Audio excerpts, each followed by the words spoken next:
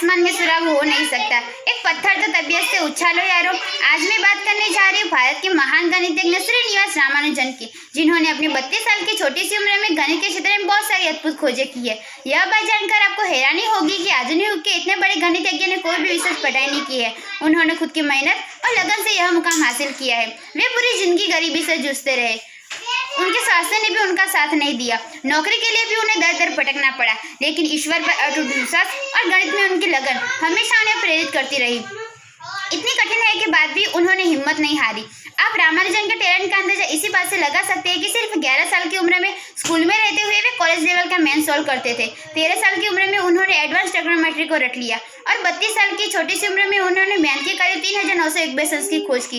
इस महान गणित यज्ञ के सम्मान के रूप में पूरा देश उनके जन्मदिन को नेशनल मैथमेटिक्स डे के रूप में मनाता है। श्रीनिवास रामानुजन का जन्म 22 सितंबर 1887 को भारत देश के तमिलनाडु राज्य में इरोड नामक गाँव में हुआ था। उनके पिता का नाम के श्रीनिवास अयंगर था, जो एक साड़ी की दुकान में क्लर्क के रूप में काम करते थे। उनकी माता का नाम कोमल तामल था। वह एक हाउस वाइफ थी और साथ ही साथ घर के पास के मंदिर में भजन गाने का काम करती थी। रामानुजन का बचपन ज्यादातर कुंभकोणम नाम की जगह पर बीता, जो कि पुराने मंदिरों के लिए अभी भी बहुत फेमस है। 1 अक्टूबर 1892 में रामानुजन का एडमिशन एक लोकल की स्कूल में करवाया गया।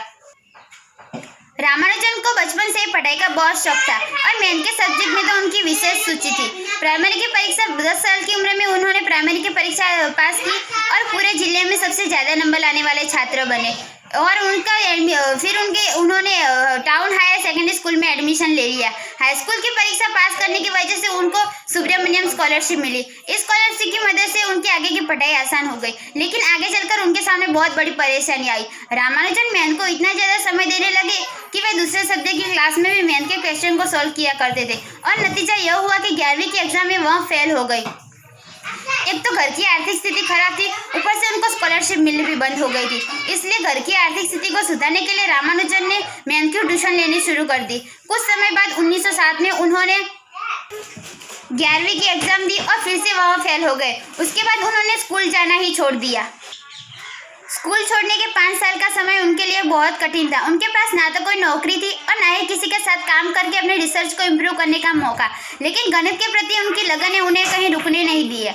इतनी विपरीत परिस्थितियों में भी उन्होंने अपने रिसर्च को जारी रखा। 1908 में रामानुजन के माता पिता ने उनकी शादी जानकी नाम की लड़की से करवा दी। मैथ के रिसर्च में लगे रहना पॉसिबल नहीं था, इसलिए वे नौकरी की तलाश में मद्रास आ गए, लेकिन 12वीं की परीक्षा पास ना होने की वजह से उन्हें नौकरी नहीं मिली। उसी बीच उनकी तबीयत भी बहुत बिगड़ गई और वापस घर लौटाना पड़ा। मद्रास में तबीयत ठीक होने के बाद वापस वे मद्रास चले गए, नौकरी की तलाश में जुड़ गए। किसी के कहने पर वे वहाँ के डिप्टी कलेक्टर श्री वीर रामास्वामी अय्यर से मिले। अय्यर गणित के बहुत बड़े विद्वान थे।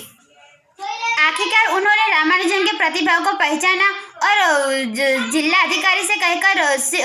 जिला अधिकारी श्री रामचंद्र राव से कहकर उन्हें हर महीने 25 रुपये की स्कॉलरशिप दिलवाई। इस स्कॉलरशिप की मदद से उन्होंने मद्रास में 1 साल रहते हुए अपना पहला रिसर्च प्रपत्र किया, जिसका टाइटल था प्रॉपर्टी ऑफ बर्नौली नंबर्स। अपना पहला रिसर्च प्रपत्र करने के बाद उन्होंने मद्रास में पोर्ट ट्रस्ट की नौकरी कर ली।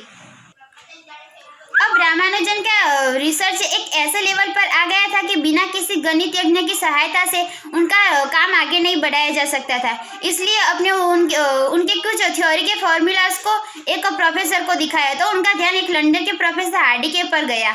तो उस समय प्रोफेसर हार्डी विश्व के बहुत बड़े प्रसिद्ध गणितज्ञ में से एक थे। उन्होंने रामानुजन के साथ काम करने के लिए तैयार हो गए और उन्होंने रामानुजन की आर्थिक सहायता करते हुए उन्हें इंग्लैंड बुला लिया। प्रोफेसर हार्डी और रामानुजन की दोस्ती बहुत फायदेमंद साबित हुई। उन दोनों ने मिलकर बहुत सारी खोजें की। तो रामानुजन की एक विशेष खोज की वजह से उन्हें कैम्ब्रिज यूनिवर्सिटी में बीए की उपाधि दी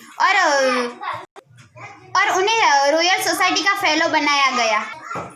कुछ समय बाद भी रामानुजन की तबीयत इंग्लैंड में भी बहुत बिगड़ गई और जांच कराने के बाद पता चला कि उन्हें टीबी हो गया है। उस समय टीबी की कोई दवाई नहीं मिलती थी और अंत में डॉक्टरों की सलाह पर उन्हें भारत वापस लौट आना पड़ा। आखिरकार पूरा जीवन गणित को समर्पित करने के बाद 26 अप्रैल 1920 में 33 साल की उम्र में रामानुजन ने इस दुनिया को अलविदा कर दिया। दोस्तों, एक बात जान लीजिएगा, जीवन लंबा हो या छोटा, अगर आपको अपने आप पर विश्वास है, अपने कार्यों के प्रति लगन है, तो सफलता जरूर मिलेगी। मुश्किलों से भाग जाना आसान होता है। हर पहलू जिंदगी का इम्तिहान होता है। डरने वालों को कुछ भी नहीं मिलता। जिंदगी लड़ने वालों के कदमों में जहान होता है।